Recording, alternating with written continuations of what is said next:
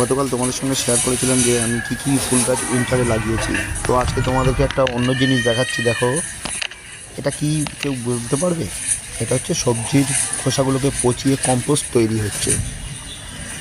এই যে একটা কাদা কাদা পচা পচা ভাব, এটা সেই কম্পোস্ট। তো সেই কম্পোস্টের জল নিয়ে এসেছি আমি এখন।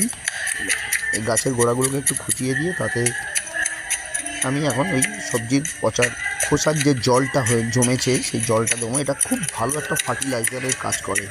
এটা কম্পোস্ট তৈরি হওয়ার সময় পচে পচে যে জলটা তৈরি হয়। আর এই গাছগুলো কেন এরকম হয়েছে সেটা আমি পরের ভিডিওতে তোমাদের দেখাবো।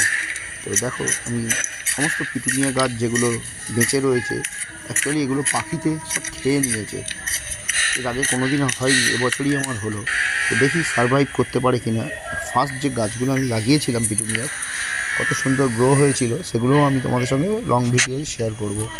আর এখানে আছে জিরেনিয়াম দুখানা, চন্দ্রমল্লিকা দুটো, আর কয়েকটা ম্যারিগোল্ড এগুলো রয়েছে। তো দেখা যাক এগুলো কতটা কি হতে পারে, জানি না কেন।